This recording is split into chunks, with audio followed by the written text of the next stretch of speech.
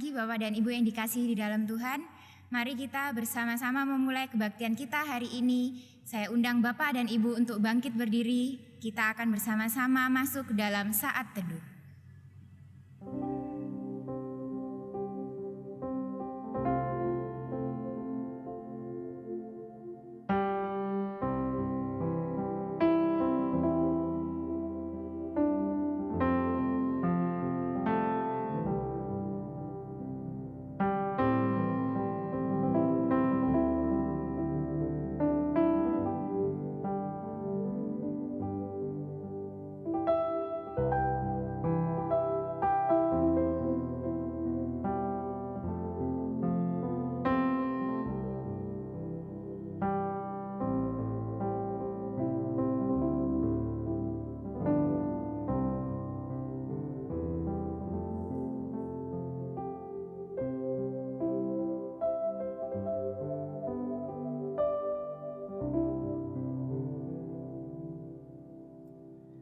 Arahkanlah hatimu kepada Tuhan dan beribadahlah kepadanya dengan sikap penyembahan yang benar. Bahwasannya pertolongan kita adalah dalam nama Tuhan yang menjadikan langit dan bumi dan yang tidak pernah meninggalkan hasil buatan tangannya. Kiranya turun atas kita sekalian kasih karunia dan damai sejahtera dari Allah Bapa, Putra, dan Roh Kudus. Amin. Mari bersama-sama menyanyikan lagu dari KPWK nomor 13, Allah Bapa hadir dalam bait sucinya. Kita nyanyikan ketiga baitnya.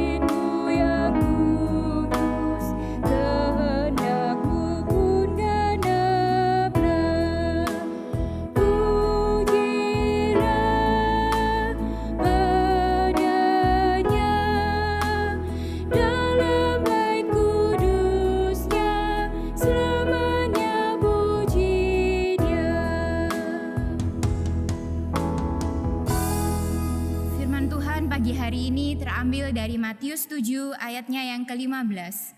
Waspadalah terhadap nabi-nabi palsu yang datang kepadamu dengan menyamar seperti domba, tetapi sesungguhnya mereka adalah serigala yang buas. Bapak dan Ibu dipersilahkan untuk duduk kembali. Bapak dan Ibu, di tengah suka dan duka, ingatlah Tuhan Yesus selalu memberikan kekuatan serta penghiburan kepada kita. Mari bersama-sama kita menyanyikan lagu dari KPPK nomor 232, Kekuatan serta Penghiburan. Kita nyanyikan kedua baitnya.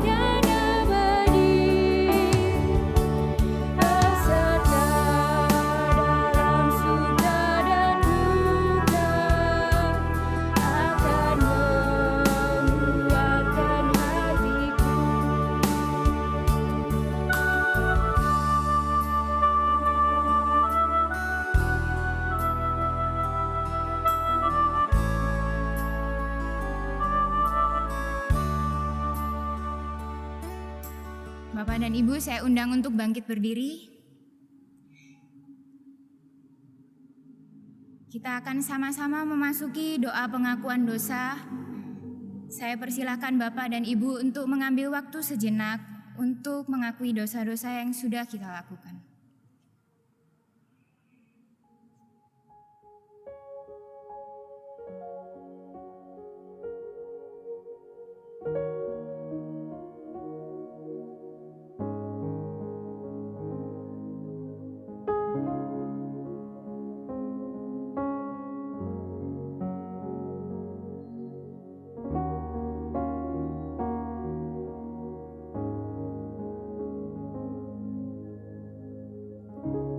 Bapa yang bertakhta di dalam kerajaan surga, pada kesempatan hari ini kami datang ke dalam hadirat-Mu untuk mengakui segala dosa dan pelanggaran yang kami perbuat.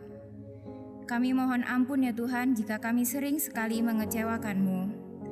Ajarlah kami dan tuntun kami untuk selalu berjalan sesuai dengan kehendak-Mu ya Bapa. Terima kasih ya Bapa, kami telah berdoa dan mengakui dosa-dosa kami. Amin. Bagi setiap kita yang telah mengakui dosa di hadapan Allah, dengarkanlah berita anugerah yang terambil dari Efesus 1 ayat ke-7 dan ke-8. Sebab di dalam Dia dan oleh darahnya kita beroleh penebusan, yaitu pengampunan dosa, menurut kekayaan kasih karunia-Nya yang dilimpahkannya kepada kita dalam segala hikmat dan pengertian. Bapak dan Ibu dipersilahkan duduk kembali. Petunjuk hidup baru pagi hari ini terambil dari Ibrani 10 ayat yang ke-23 dan ke-24. Marilah kita teguh berpegang pada pengakuan tentang pengharapan kita, sebab Ia yang menjanjikannya setia. Dan marilah kita saling memperhatikan, supaya kita saling mendorong dalam kasih dan dalam pekerjaan baik. Mari bersama-sama kita menyanyikan lagu dari KPPK nomor 381, Setia. Semoga melalui lagu ini kita diingatkan untuk selalu setia kepada Tuhan dalam kondisi dan situasi apapun. Kita nyanyikan lagu ini ketiga baitnya.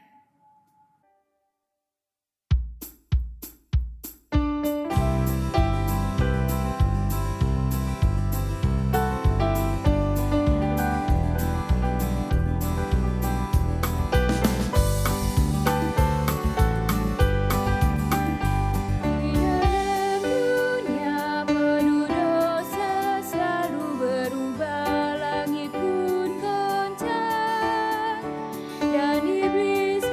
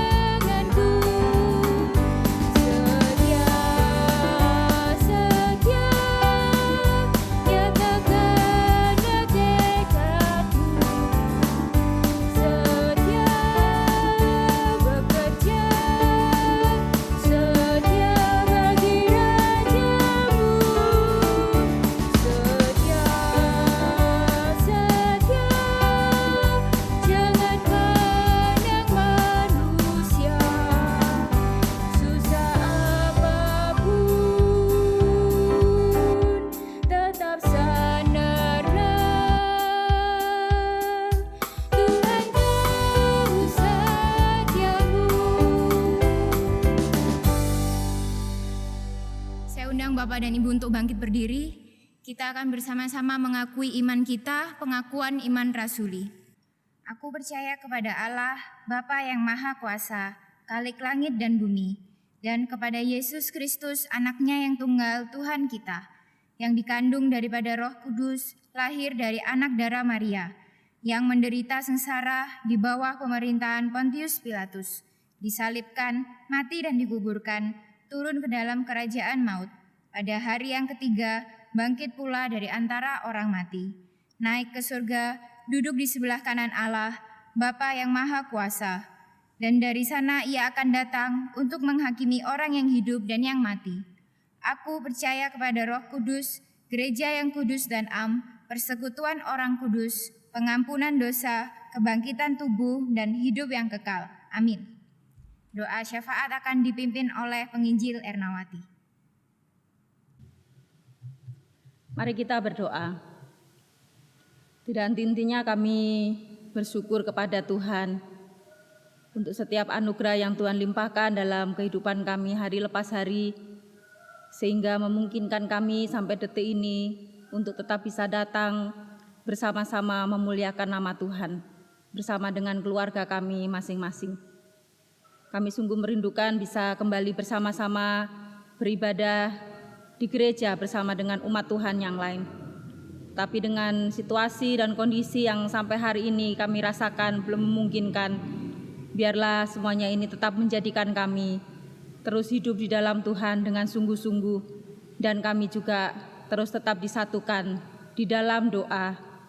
Kami percaya bahwa Engkau tidak pernah meninggalkan kami dalam keadaan apapun. Terima kasih Tuhan Yesus.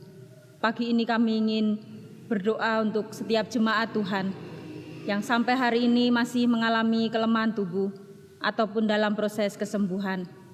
Kami terus berdoa untuk Bapak Chandra Surya, Ibu Suprapti, Bapak Heri Cahyanto. Kami terus berdoa untuk Ibu Yuli, adik daripada Ibu Totok, proses kesembuhan Ibu Isa. Dan juga kami terus berdoa untuk Bapak Adi Gunawan. Biarlah mereka semuanya akan terus dikuatkan oleh Tuhan, terus diberikan sukacita, dan biarlah melalui makanan, minuman, obat, terapi menjadi sarana di mana Tuhan Engkau memulihkan. Bagi mereka yang sudah mulai sehat, biarlah dapat kembali beraktivitas dengan sukacita, karena penyertaan Tuhan sempurna dalam kehidupan mereka. Terima kasih Tuhan, pagi ini kami juga membawa sekolah Pelita Kasih kepada Engkau. Kiranya Tuhan Engkau yang akan terus memimpin masa-masa persiapan untuk tahun ajaran baru.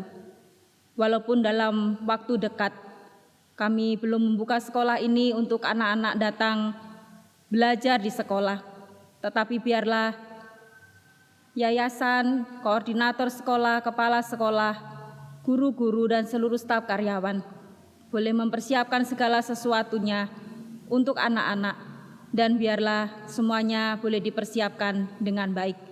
Kami tetap memohon Tuhan Engkau yang memberi hikmat, Tuhan Engkau yang menyertai, sehingga segala sesuatu yang diperlukan, segala sesuatu yang dibutuhkan untuk setiap persiapan-persiapan ini, Tuhan Engkau yang mencukupkan. Kami sungguh bersyukur untuk gedung-gedung baru, untuk kelas-kelas baru yang sudah terselesaikan. Kami sungguh menyadari bahwa semua karena anugerah Tuhan, dan biarlah melalui kelas-kelas yang baru ini terus menjadikan semangat kami untuk kami mendidik setiap anak-anak dengan sukacita yang daripada Tuhan, dan biarlah melalui sarana dan prasarana yang ada, nama Tuhan dipuji dan dimuliakan, dan sekolah ini terus menjadi berkat bagi banyak orang. Terima kasih Tuhan, Engkau mencukupkan kebutuhan dana setiap bulannya. Tuhan juga Engkau yang memimpin kerjasama dengan orang tua wali murid, walaupun sudah sekian lama tidak pernah berjumpa. Memberkati juga untuk kerjasama dengan instansi pemerintah setempat. Kami percaya bahwa Tuhan Engkau yang akan terus tolong, sehingga sekolah ini dari hari ke hari boleh semakin berkembang dan semakin menjadi berkat bagi orang-orang yang ada di sekitar kami. Terima kasih Tuhan, kami sekali lagi menyerahkan sekolah Pelita Kasih hanya kepada Engkau. Pada pagi hari ini kami juga mengingat untuk jemaat Tuhan dimanapun mereka berada. Dalam kesulitan apapun yang mereka hadapi hari ini, Biarlah mereka juga terus mengandalkan Tuhan, memberkati dalam setiap pekerjaan masing-masing, memberkati juga dalam setiap pergumulan masing-masing. Kami percaya Tuhan Kau yang akan terus menolong mereka semuanya, masing-masing keluarga, pribadi lepas pribadi. Biarlah melalui situasi yang Tuhan boleh izinkan, menjadikan masing-masing keluarga untuk semakin dekat dengan Tuhan. Dan biarlah mereka semuanya boleh juga semakin dekat satu dengan yang lain, menjadi berkat bagi banyak orang. Terima kasih Tuhan, kesulitan apapun yang mereka hadapi hari ini, satu hal yang kami tahu, Tuhan Kau yang mampu bukakan jalan keluar. Tidak henti-hentinya kami juga terus berdoa untuk negeri kami. Kiranya Tuhan Kau yang memberikan hikmat untuk pemimpin negara kami, di dalam memutuskan segala sesuatu untuk kebaikan bangsa ini. Kiranya Tuhan Kau yang akan memberikan mereka kuasa, sehingga segala sesuatu yang boleh direncanakan, semuanya berdasarkan hikmat Tuhan. Kami berdoa untuk setiap anak-anak Tuhan, biarlah kehadirannya menjadi berkat bagi lingkungan pemerintah, dan biarlah mereka juga boleh bekerja dengan baik, sehingga segala sesuatu yang dikerjakan boleh memberkati banyak orang. Kami terus berdoa untuk gereja-gereja Tuhan di seluruh negeri ini. Kesulitan apapun yang dihadapi oleh masing-masing gereja, biarlah semuanya juga menjadikan semua untuk terus mengandalkan Tuhan. Dan biarlah semuanya juga menjadikan iman semakin kuat di dalam Tuhan. Kami juga terus berdoa supaya rencana-rencana ke depan untuk kembali bersama-sama beribadah di gereja, kiranya Tuhan Kau mempersiapkan segala sesuatunya. Kami tetap memohon supaya Engkau yang akan terus pimpin, sehingga segala sesuatu yang direncanakan bukan berdasarkan hikmat manusia, tetapi berdasarkan hikmat Tuhan. Terima kasih Tuhan Yesus. Kami juga terus berdoa untuk para medis yang sampai hari ini juga masih berjuang untuk melawan virus corona ini. Kiranya Tuhan Kau yang menjaga melindungi mereka. Memberkati para pasien, biarlah mereka semuanya juga terus dikuatkan dan disembuhkan. Dan kami rindu negeri kami boleh terbebas dari virus corona ini, sehingga semuanya boleh kembali dapat melakukan aktivitas tanpa ada rasa takut, tanpa ada rasa cemas, tetapi boleh bersama-sama menjaga setiap diri, menjaga juga satu dengan yang lainnya. Dan biarlah kami semuanya juga boleh belajar untuk kami bisa menikmati akan suasana-suasana baru yang Tuhan sediakan bagi kami. Terima kasih Tuhan Yesus. Kami menyerahkan seruan doa kami hanya kepada Engkau. Kami percaya Engkau mendengar, dan tepat pada waktunya kami percaya Engkau akan menjawabnya. Di dalam satu nama Tuhan kami Yesus Kristus, Tuhan yang sudah mengajarkan kami berdoa demikian. Bapa kami yang di surga, dikuduskanlah nama-Mu, datanglah kerajaan-Mu, jadilah kehendak-Mu di bumi seperti di surga. Berikanlah kami pada hari ini makanan kami yang secukupnya, dan ampunilah kami akan kesalahan kami, seperti kami juga mengampuni orang yang bersalah kepada kami. Dan janganlah membawa kami ke dalam pencobaan, tapi lepaskanlah kami daripada yang jahat, karena Engkau-lah yang punya kerajaan dan kuasa dan kemuliaan sampai selama-lamanya. Amin. Shalom saudara-saudaraku sekalian. Tidak terasa sudah 3 bulan lebih kita tidak beribadah di gereja. Sudah selama ini kita harus beribadah di rumah dikarenakan kondisi ini. Namun dalam kondisi yang kita alami, kita harus tetap bersyukur karena Tuhan memelihara kehidupan kita. Kebaikan Tuhan nyata dalam kehidupan kita, nyatakan dalam banyak cara yang mungkin tidak terpikirkan oleh kita. Sebuah lagu yang boleh menjadi berkat bagi kita terasa sangat sesuai dengan kondisi kita saat ini. Kiranya memberkati saudara-saudaraku sekalian.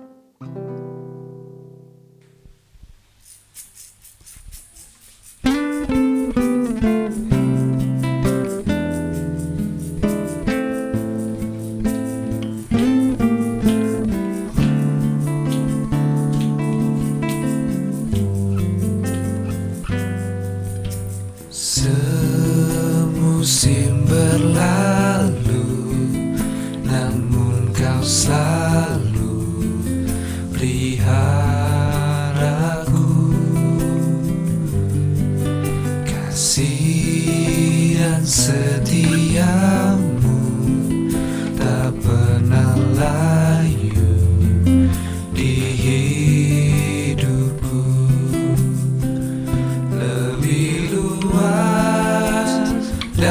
samudra.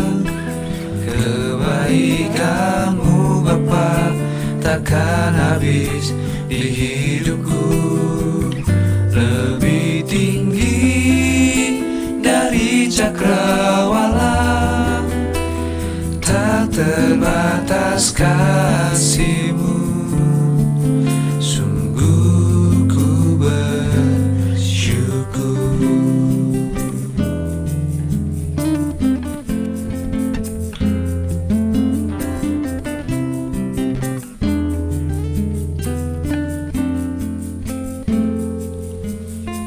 Semusim berlalu, namun Kau selalu peliharaku. Kasih dan setia-Mu tak pernah layu di hidupku. Lebih luas dari samudra, kebaikan-Mu Bapa takkan habis di hidupku, lebih tinggi dari cakrawala. Tak terbatas kasih-Mu, sungguh ku bersyukur.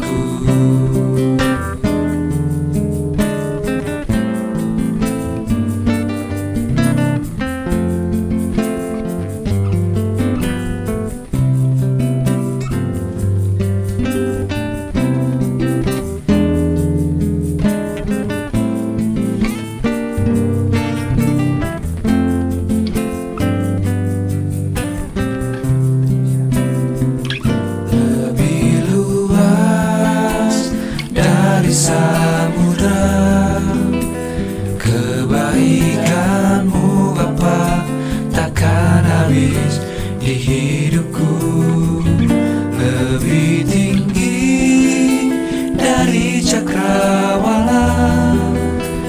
Tak terbatas kasih-Mu, sungguh ku bersyukur. Luas dari samudra, kebaikan-Mu Bapa takkan habis di hidupku, lebih tinggi dari cakrawala. Tak terbatas kasih-Mu, sungguh ku bersyukur.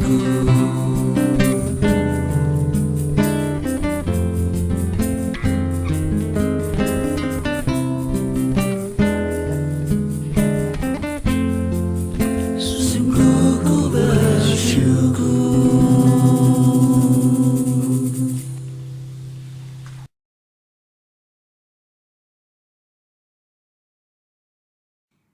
Firman Tuhan hari ini akan dibawakan oleh penginjil Lim Kahok. Kita akan menyambut firman Tuhan dengan menyanyikan lagu dari KPPK nomor 241, Tuhan yang pimpin jalanku. Kita nyanyikan ketiga baitnya.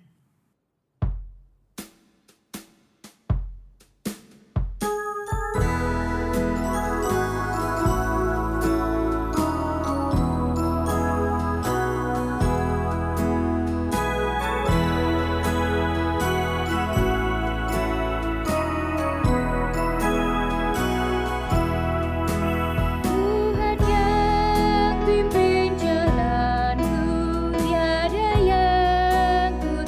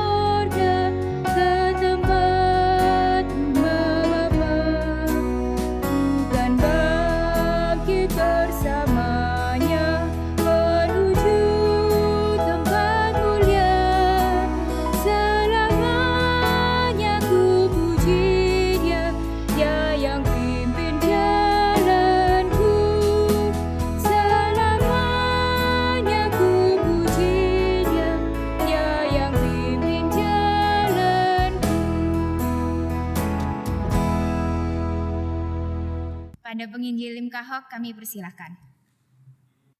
Selamat pagi jemaat yang dikasihi oleh Tuhan. Senang bisa beribadah bersama-sama. Mari kita berdoa kepada Tuhan. Bapak yang baik, merupakan satu kehormatan kalau kami boleh berjumpa dengan Dikau. Saat ini basuhlah pikiran, perasaan, batin kami oleh darah Tuhan Yesus yang kudus. Waktu, ruangan, suasana diri kami kiranya dikendalikan Roh-Mu. Berbicaralah Tuhan. Kami rindu dan haus mendengar suara-Mu.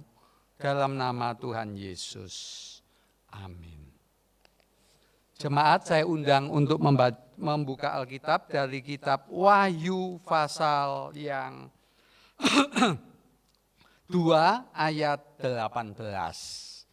Yang akan kita pelajari ayat 18 sampai ayat yang ke-29, tapi berhubung waktu saya baca sampai ayat 24 saja. Kepada jemaat di Tiatira, dan tuliskanlah kepada malaikat jemaat di Tiatira, inilah firman Anak Allah yang matanya bagaikan nyala api dan kakinya bagaikan tembaga. Aku tahu segala pekerjaanmu, baik kasihmu maupun imanmu, baik pelayananmu maupun ketekunanmu.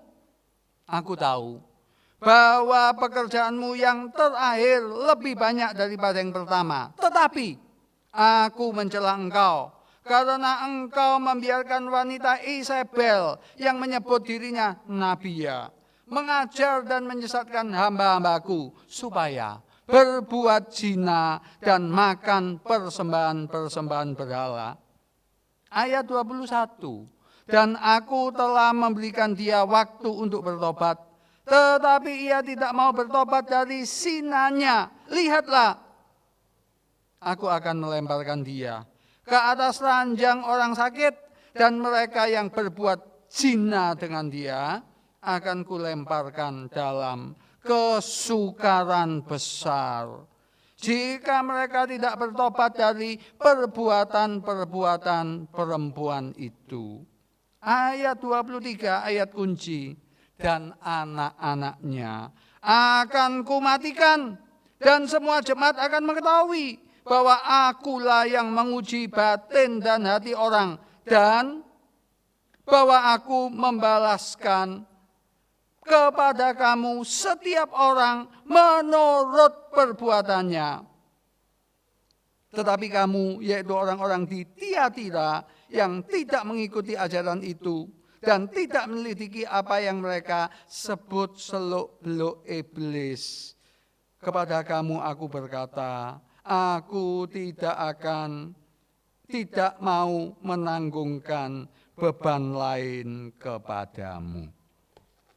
Jemaat yang dikasihi Tuhan, ketika Tuhan membentuk gereja, tentu saja Tuhan berniat untuk memberkati. Tuhan ingin gereja bertambah secara jumlah dan mutu.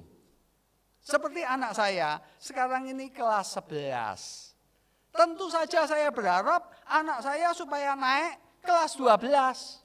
Tidak mungkin saya ingin anak saya tinggal di kelas.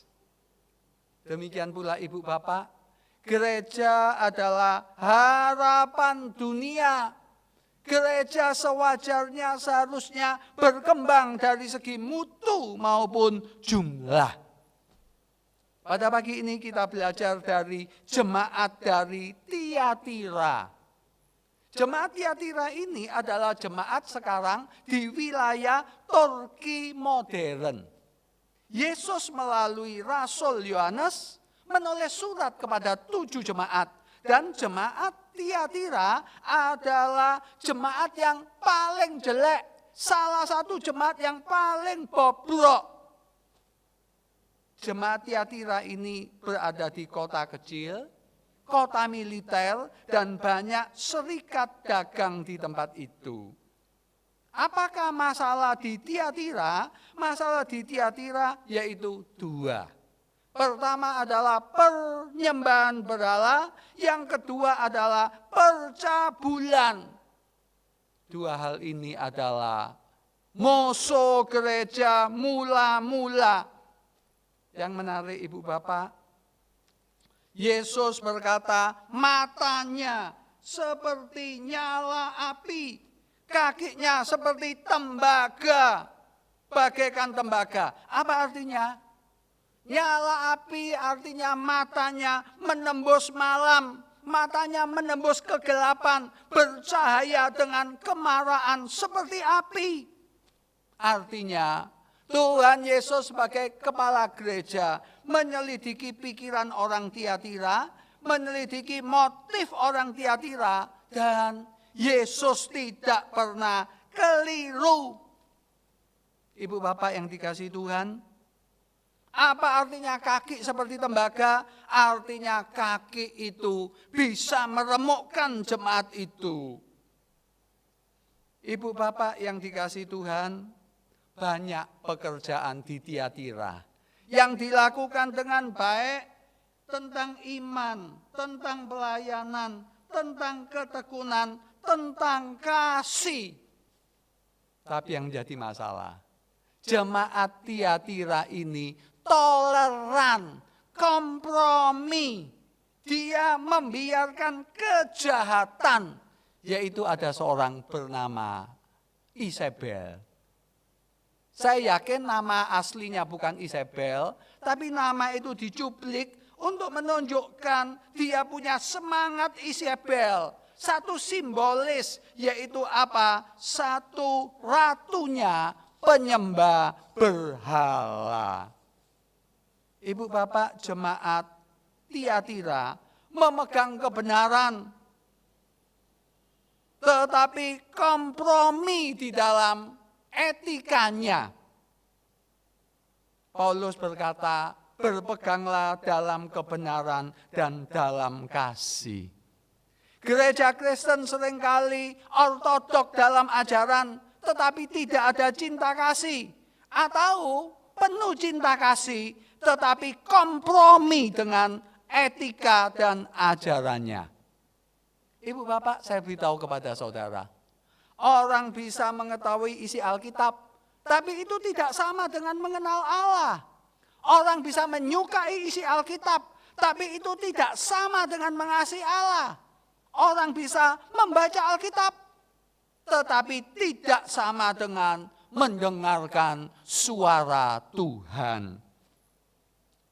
Orang Farisi zaman Yesus mengetahui isi Alkitab, menyukai isi Alkitab, membaca isi Alkitab, tetapi mereka tidak mengenal, tidak mengasihi, tidak mendengarkan suara Allah. Bahkan orang Farisi itulah orang-orang yang ikut menyalibkan Tuhan Yesus. Ibu Bapak, mata Yesus seperti nyala api menembus batin manusia. Dan Alkitab berkata, Isabel akan didisiplin, akan dimurkai anak-anaknya. Bukan artinya anak kandung, tapi orang yang ikut ajarannya akan dibiarkan mati kalau tidak bertobat. Pelajaran apa tentang dosa? Di abad modern ini orang meremehkan dosa. Orang menormalkan dosa. Orang takut gemuk, takut jerawatan, takut kanker, takut bangkrut. Tapi ada dan banyak orang Kristen yang tidak takut berbuat dosa. Seorang insinyur yang mengambil doktoral di Jerman, setiap berapa minggu dia pergi ke rumah pelacuran. Ditanyai oleh temannya, kebetulan seorang pendeta, kalau istrimu di Inggris yang kuliah kedokteran lanjutan melakukan hal yang sama, apa yang kamu lakukan? Oh, kalau saya tahu istri saya berselingkuh, tak bunuh dia. Loh, kenapa kalau kamu berselingkuh tidak apa-apa, istrimu berselingkuh kamu bunuh? Oh, Bapak tidak tahu adat kami. Adat kami di Afrika itu, di suku kami, perempuan tidak boleh berselingkuh. Tapi laki boleh berselingkuh. Loh, tapi kamu kan dididik Kristen. Allah orang Kristen tidak pandang bulu. Laki perempuan, dua-dua tidak boleh berselingkuh. Insinyur ini berkata dengan enteng, oh Tuhan kan Maha Pengampun. Kalau sudah berselingkuh, minta ampun, ya selesailah sudah. Saudara, saya beritahu kepada saudara, jangan pernah lupa hukum tabur tuai. Apa yang kita tanam akan kita tuai. Isabel membuat ranjangnya adalah ranjang kenikmatan, ranjang untuk seks bebas. Tapi Alkitab berkata, ranjang kenikmatan itu akan menjadi ranjang penderitaan. Isabel dengan timnya meremehkan Allah, melakukan penyembahan berhala. Tuhan akan berkata, dan memang berkata, anak-anakmu yang tidak bertobat akan saya matikan. Allah tegas, saudara. Sangat-sangat tegas.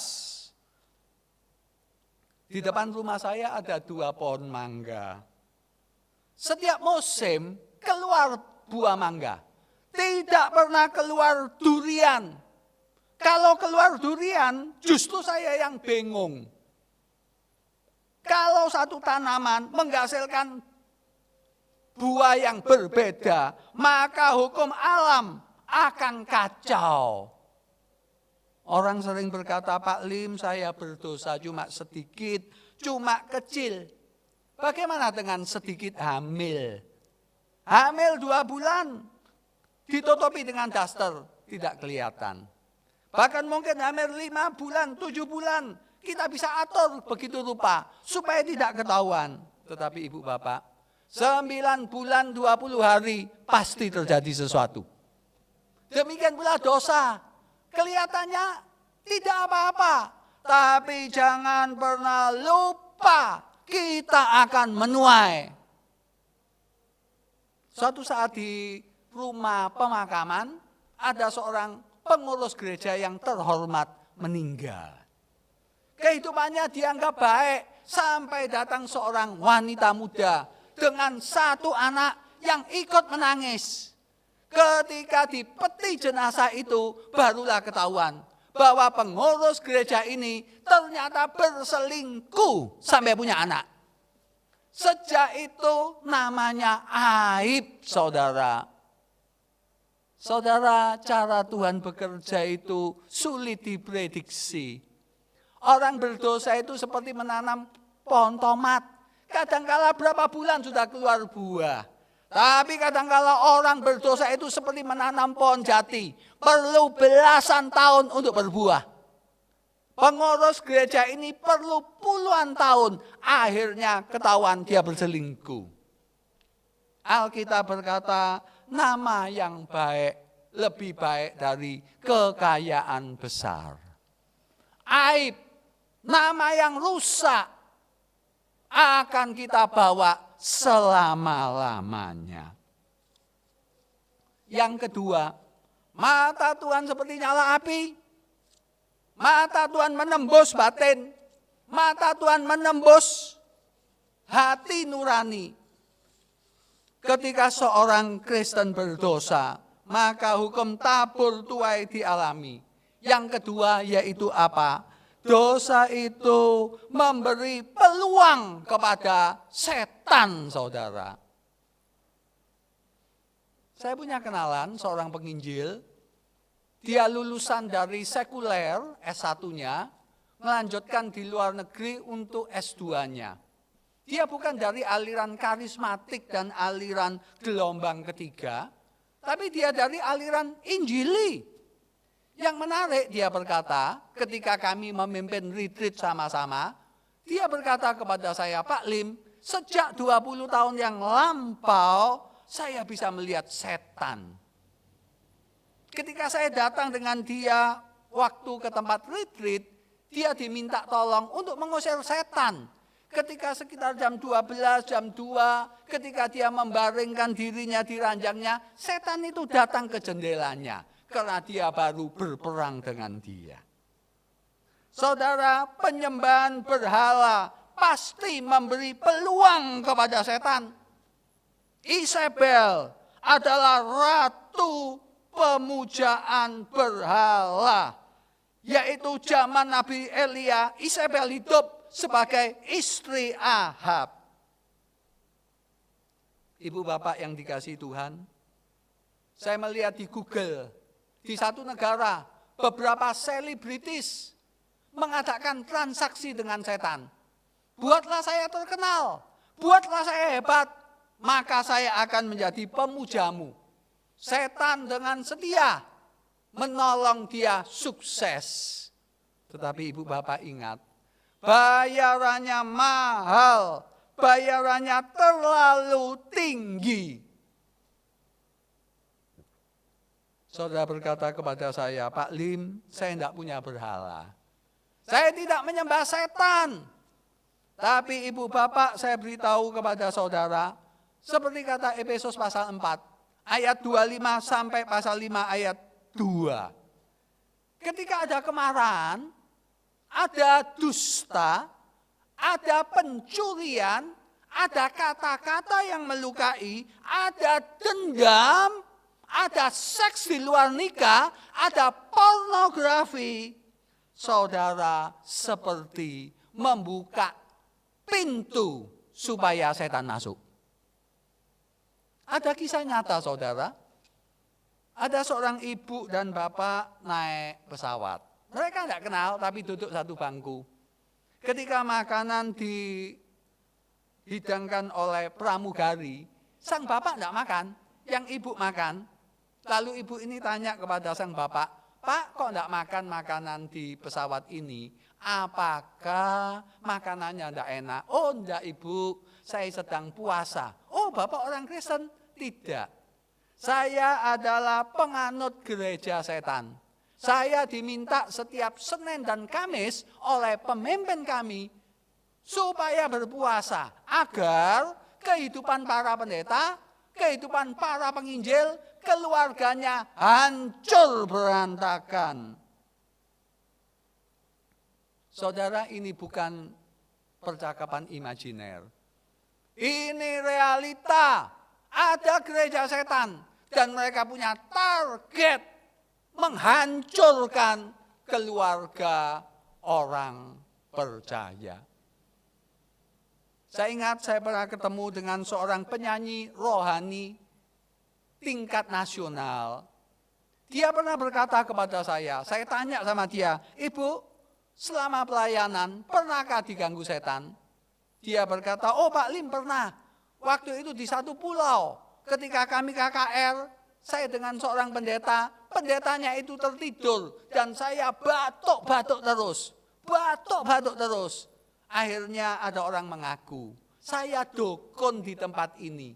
Saya akan membuat supaya penginjil pendeta itu tidak bisa berkhotbah dan ibu sebagai penyanyi supaya tumpah keluar darahnya. Saudara, peperangan itu real. Tapi kalau saudara sering main pornografi, saudara masuk ke penyembahan berhala, saudara memberi peluang kepada setan. Kalau di rumah saudara ada lalat, lalat itu saudara usir, lalat itu akan kembali jikalau ada bangkai tikus di rumah saudara. Demikian pula orang percaya, saudara dan saya kalau merasa sering diganggu setan, saudara usir dia. Tapi kalau selama saudara masih bermain-main dengan dosa, saudara seperti bangkai tikus yang memang mengundang setan itu datang. Saya tidak nakut-nakuti, tapi setan itu real. Saya sudah khotbah di 100 gereja lebih. Kadang-kala saya tanya kepada orang di sana, apakah ada setan di gereja saudara? Ada yang mengaku, tapi yang pasti setiap gereja, setiap rumah tangga, setan ingin menjebol pertahanannya dan ingin merusakkan rumah tangga dan gereja kita. Yang ketiga dan terakhir, saudara, Isabel ini ditegur oleh Tuhan Yesus, didisiplin oleh Tuhan Yesus. dimurkai oleh Tuhan Yesus. Sering orang berpikir Allah itu kasih, Allah itu baik, Allah itu pengampun. Banyak orang mengoceh tentang kebaikan Allah, tapi jarang orang peduli tentang kesucian, keadilan, dan murka Allah. Mengapa Yesus murka kalau gerejanya diobrak-abrik dengan ajaran dan etika sesat? Karena gereja itu sangat mahal. Dibeli dengan harga darah Yesus. Saudara ke rumah saya, coba saudara bakar mebel saya, saudara bakar tempat tidur saya, saudara berarti menghina saya, dan saudara tidak punya wewenang. Demikian pula gereja dikatakan aku tahu kata Yesus. Artinya apa? Yesus berjalan-jalan di tengah jemaat. Yesus meronda, Yesus mengecek, Yesus meneliti dengan baik sehingga dia tahu keadaan jemaat. Setiap jemaat punya masalah sendiri-sendiri dan Yesus tahu. Ibu bapak, Isabel dimasukkan ke ranjang penderitaan. Anak-anaknya dibunuh kalau tidak mau bertobat. Ini adalah ancaman, ini adalah murka Allah. Ibu bapak, Allah itu sangat baik. Allah itu sabar sekali, tapi dia punya batas toleransi yang nggak boleh dilanggar. Saudara lihat istri Lot. Sudah diberitahu jangan noleh, jangan noleh. Istri Lot tidak berzina. Istri Lot tidak merampok. Istri Lot tidak membunuh. Hanya menoleh. Dan ketika menoleh, dia menjadi tiang garam. Sodom dan Gomora. Seks bebas. Homoseks dilakukan. Sampai memuncak waktunya Allah mengirim api dan belerang. Demikian pula peristiwa Nuh. Ketika orang-orang itu berdosa, diingatkan selama 120 tahun, mereka tetap mengabaikan Allah. Allah murka dan dikirimlah air bah itu.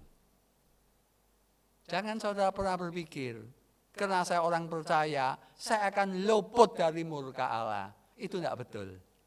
Allah memang mengampuni semua dosa kita.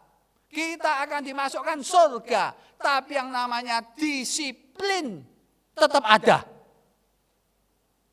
Saudara lihat Daud merencanakan pembunuhan, berselingkuh diam-diam. Allah memberi dia hukuman keras. Mazmur 32 dan Mazmur 51. Tulang-tulangnya tidak sehat, perasaannya galau. Dia bisa menyembunyikan dosanya. Tapi saudara tahu faktanya? Anaknya diperkosa. Anaknya memberontak sama dia. Dia yang menguburkan bayi hasil perselingkuhannya. 2 anaknya yang lain mati secara tragis karena memberontak dan berambisi. Di keluarganya terjadi bunuh-membunuh. Dia sembunyi-sembunyi berselingkuh dengan Batsheba. Tapi Absalom dikatakan gondek-gondeknya si Daud ditaruh di depan umum dan dia melakukan perselingkuhan di depan umum. Saudara, saya tidak nakut-nakuti. Allah itu baik. Tapi Allah itu adil. Allah itu suci. Allah itu api yang menghanguskan. Allah itu mengerikan. Ketika orang Kristen berdosa, diberi SP1. Ketika orang Kristen berdosa, diberi SP2. Ketika diberi SP2 masih tidak nurut, saya khawatir Allah akan murka. Saudara, 3 firman Allah yang mengatakan jangan main-main dengan dosa. Akulah yang menguji batin orang, akulah yang mengetahui motivasi orang. Sebab itu hati-hatilah, jangan berdosa, karena berdosa akan mengikuti hukum alam tabur tuai. Apa yang kita tanam, pasti kita tuai. Itu sudah hukum. Dan yang kedua, setiap dosa seperti Efesus 4 katakan, saudara membuat peluang kepada setan. Setan akan mengobrak-abrik batin saudara, mengobrak-abrik rumah tangga saudara, mengobrak-abrik gereja saudara. Dan yang ketiga, jangan lupa Allah itu tidak diam. Gusti mboten sare. Allah kalau mengancam Laodikia, mengancam jemaat Tiatira, dia juga mengancam kita. Jangan main-main dengan dosa. Saya akan beli SP1 dulu, SP2 dulu. Kalau tetap tidak menurut, saya akan murka. Dan kalau murka Allah akan sangat-sangat mengerikan. Ayat selanjutnya mengatakan, pegang apa yang ada. Tetap setia. Jangan menyembah berhala. Jangan terlibat seks bebas. Karena waktu itu penyembahan berhala diakhiri dengan tindakan asusila, yaitu seks bebas. Jemaat yang dikasihi Tuhan, hati manusia ini pabriknya berhala. Kita mencintai uang lebih daripada Tuhan. Kita mencintai hobi lebih daripada Tuhan. Inilah berhala. Inilah yang membuat Allah bisa murka. Sebab itu, dalam kesempatan pagi ini, saya undang jemaat untuk berpikir sejenak.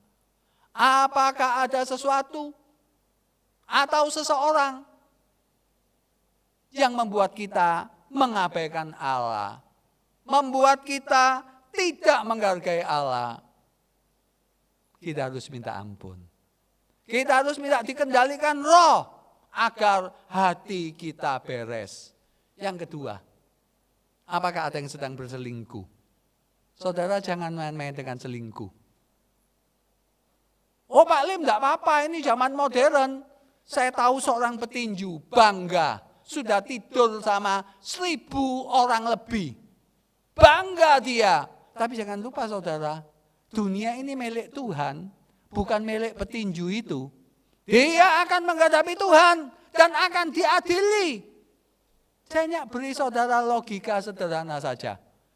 Kalau saudara mengatakan selingkuh itu baik, saya tanya, kalau yang melakukan itu istri kita, yang melakukan itu suami kita, yang melakukan itu anak kita, apakah saudara anggap baik?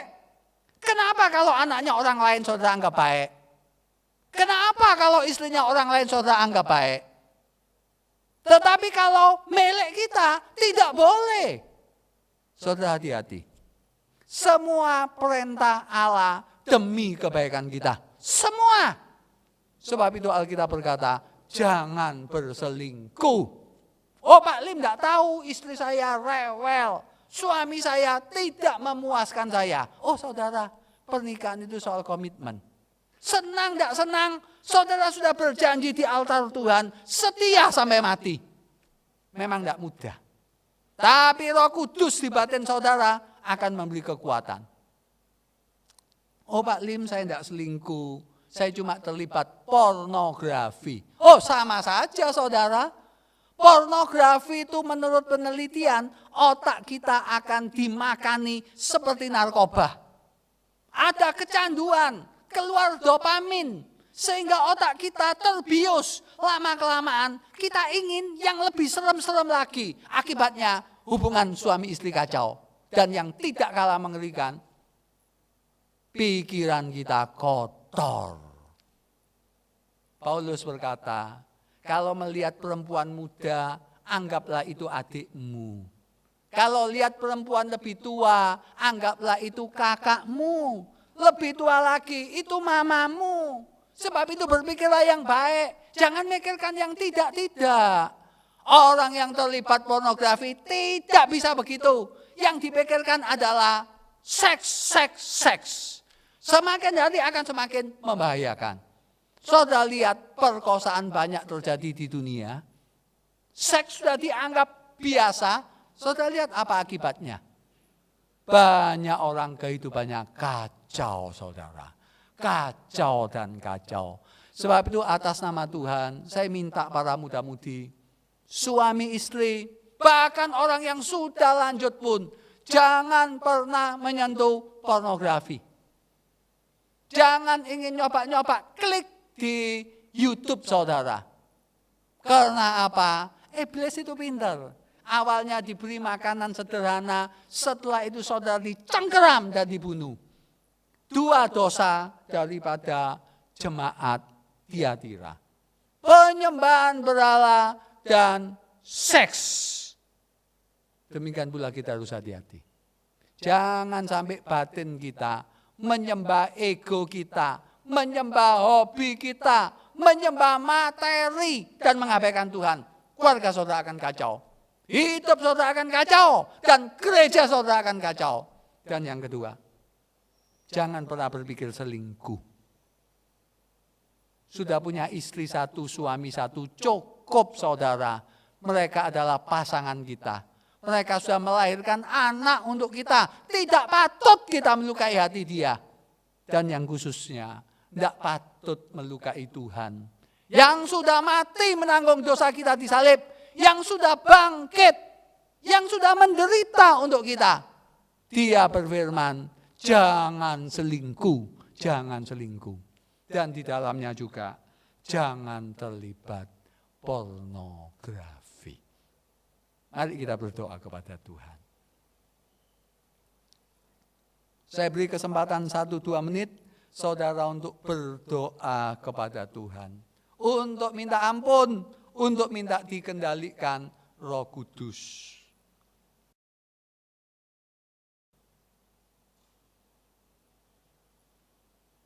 Tuhan Yesus, Bapa di surga, Engkau tahu jeritan doa setiap jemaat yang sudah dinaikkan. Ampuni dosa kami, penuhi kami dengan Roh Kudus-Mu, jadikan kami pelaku firman. Dalam nama Tuhan Yesus. Amin. Jemaat yang dikasihi Tuhan, arahkan hati dan terimalah berkat Tuhan. Tuhan memberkati engkau dan melindungi engkau. Tuhan menyinari engkau dengan wajah-Nya dan memberi engkau kasih karunia. Tuhan menghadapkan wajah-Nya kepadamu dan memberi engkau damai sejahtera. Mari bersama-sama kita kembali melakukan segala aktivitas kita. Dengan tetap kita berpegang teguh pada setiap janji-janji Tuhan. Dan kita juga berkomitmen untuk setia mulai hari ini dan sampai selama-lamanya. Kristus datang yang kedua kali. Amin. Selamat hari Minggu, Tuhan Yesus memberkati.